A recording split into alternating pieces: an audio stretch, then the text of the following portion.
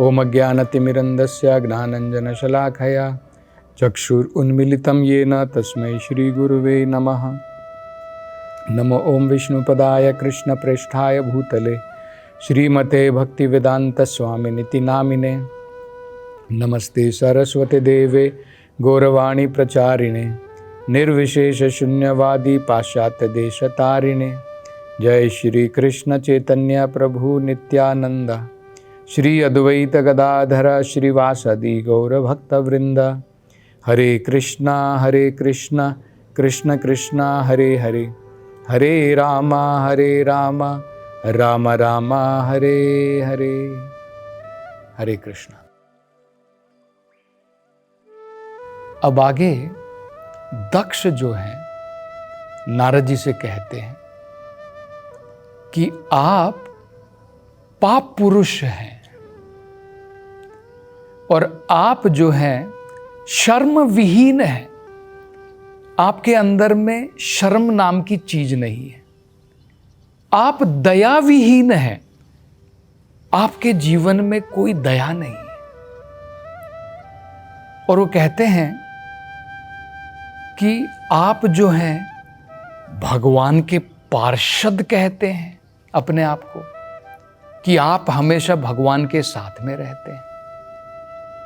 लेकिन आपके कर्म के द्वारा आप जिस प्रकार के कर्म कर रहे हैं उससे आप भगवान के नाम और यश को भी आप जो है उसके ऊपर भी कलंक लगा रहे हैं।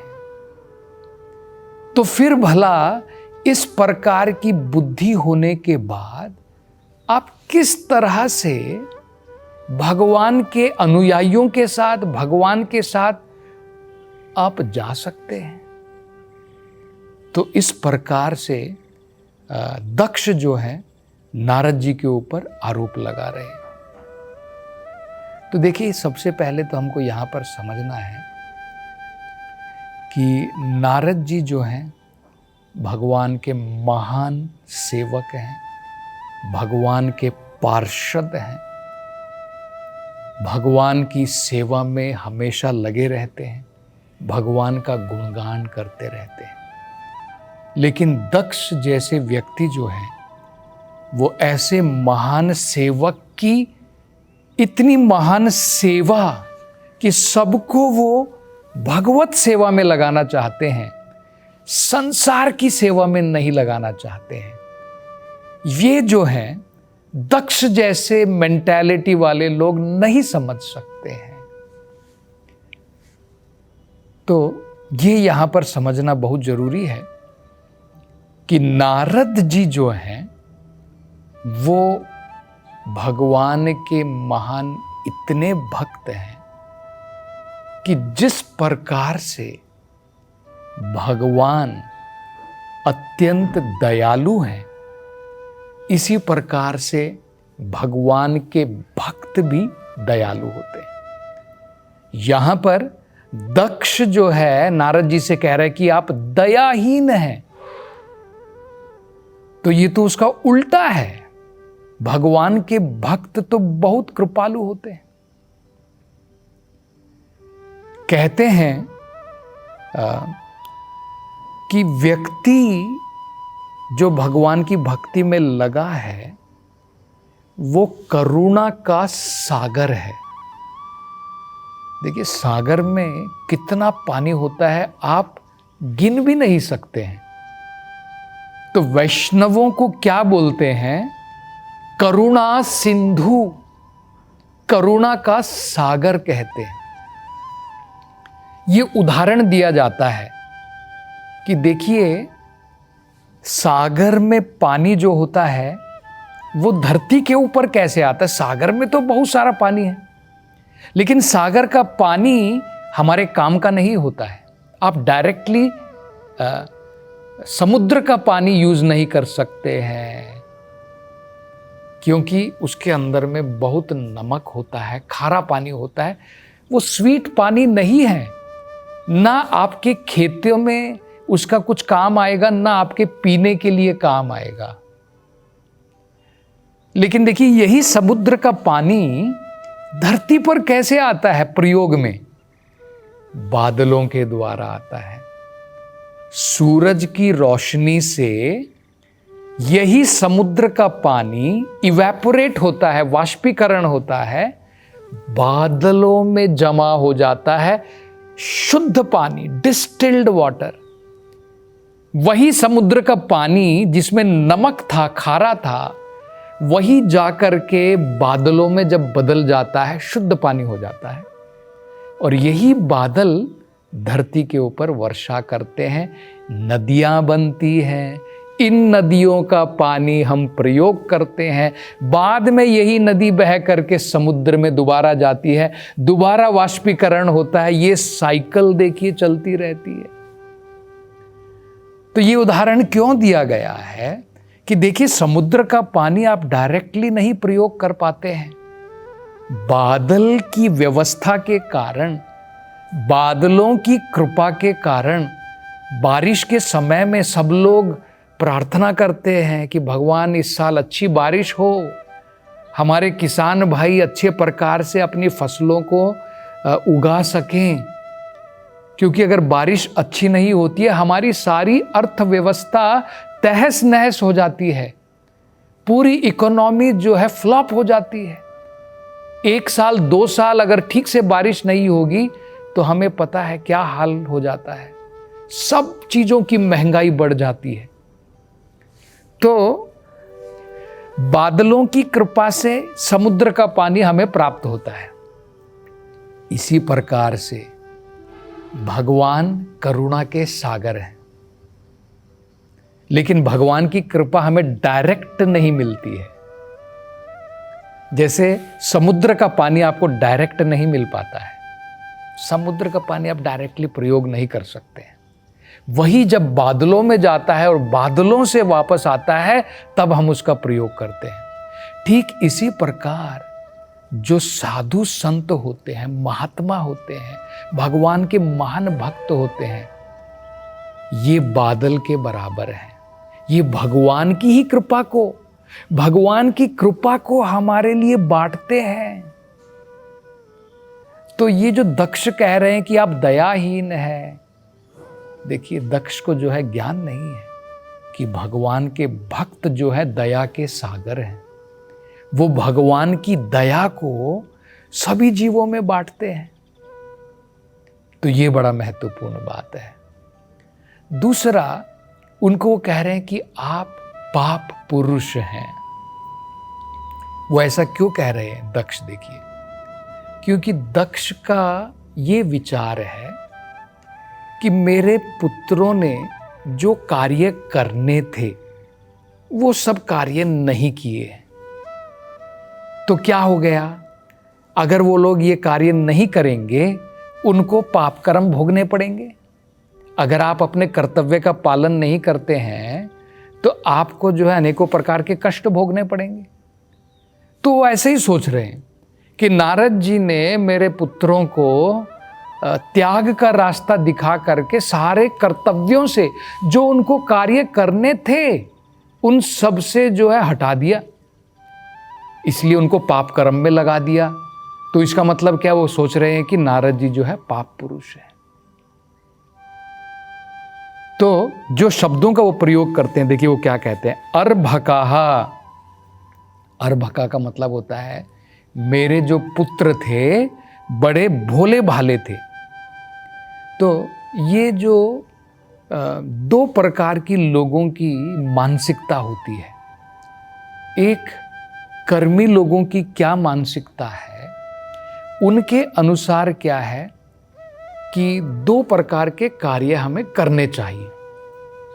एक, इस भौतिक संसार में अनेकों प्रकार के सुख की प्राप्ति करनी चाहिए, सुखों का भोग करना चाहिए, और साथ साथ में अनेकों प्रकार के पुण्य कर्म भी करने चाहिए, ताकि इस जीवन में सुखी रहें और अगला जीवन हम स्वर्ग लोकों की तरफ जाएं।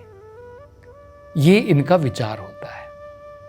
मतलब क्या है? देखिए, वेदों के अंदर में 4 चीजें बताई गई: धर्म, अर्थ, काम, मोक्ष। तो जनरली लोग क्या सोचते हैं, ये मोक्ष वोक्ष बाद में देखेंगे, ये 3 चीज़ें हम लोग कर लेंगे, कुछ ना कुछ धार्मिक अनुष्ठान करेंगे, धर्म हो गया। और धर्म के द्वारा वो सोचते हैं कि हमारी इकोनॉमिक डेवलपमेंट होगी।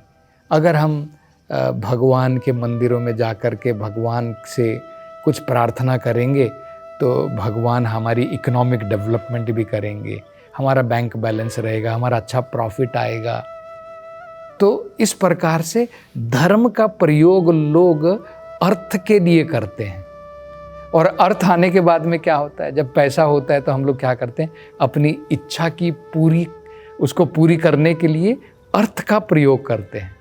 तो धर्म, अर्थ और अर्थ का प्रयोग काम के लिए करते हैं।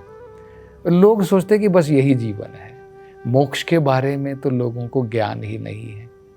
पूरा जीवन बीत जाता है, लोग उसके बारे में सोचते भी नहीं हैं, या फिर सोचते हैं कि जीवन के अंत में देख लेंगे, अभी तो हमारे खेलने कूदने की जो है आयु है, अभी ये सब काम करने की क्या ज़रूरत है।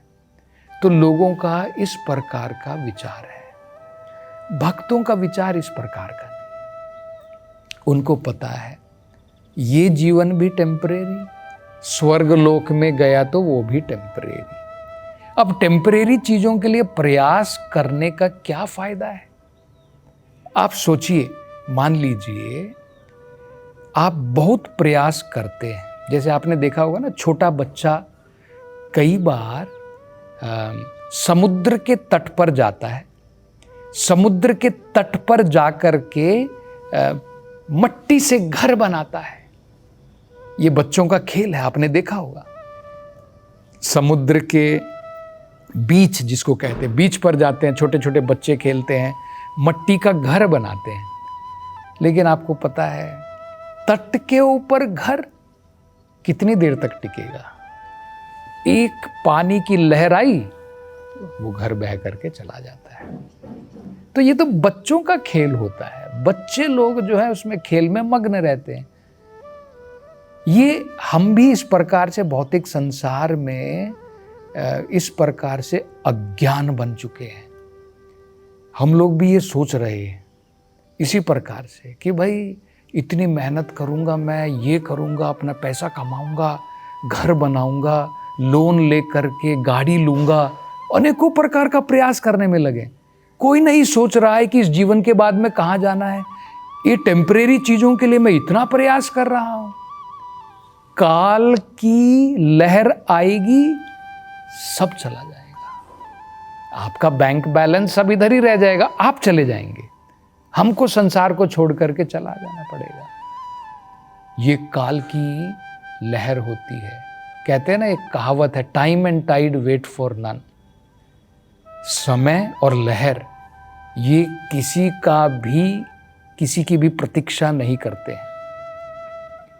तो या तो हमारी चीजें चली जाएंगी या हम चले जाएंगे, उस सीन से हम गायब हो जाएंगे।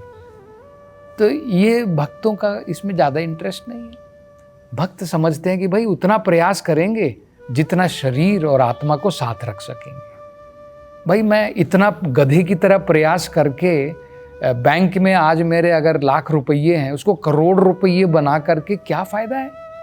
ऐसा थोड़ी है कि करोड़ रुपए बनाने के बाद में 2 चपाती की जगह मैं 5 चपाती खाने लगूंगा, ऐसा तो नहीं है। तो लोग जो है भौतिक प्रयासों में बहुत मग्न हैं।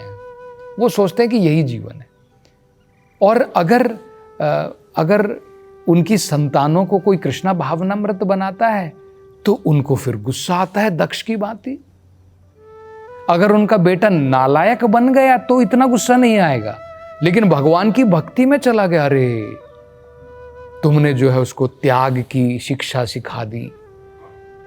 जैसे दक्ष यहां पर जो है नारद मुनि जी से उसी प्रकार से कह रहे हैं। दूसरा, भक्त जो है उसको स्वर्गलोक जाने की भी कोई लालसा नहीं है, क्योंकि वो भी टेम्परेरी है, उसे पता है। भगवत गीता में भगवान ने ये बताया है, क्षीणे पुण्य मृत्य लोकम विशंति। हमारे पुण्य खत्म होने के बाद में दोबारा इसी स्थान पर वापस आना पड़ेगा कर्म करने के लिए। आपने अच्छे कर्म करके पुण्य कमा लिया है, स्वर्ग लोक में हम लोग जा सकते हैं।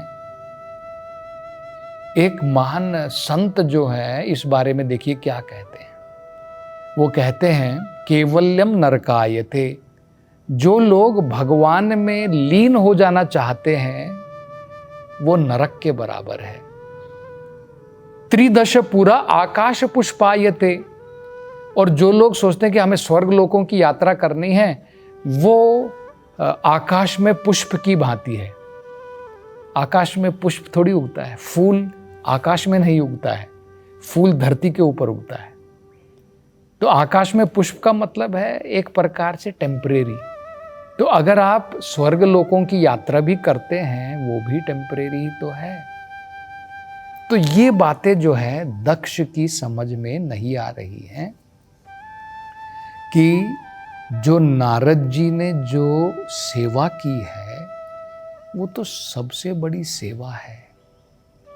अंत में भी जो भी हम लोग धार्मिक अनुष्ठान करते हैं, अपने जीवन का पालन करते हैं, कर्तव्यों का पालन करते हैं, ये सब किस लिए है?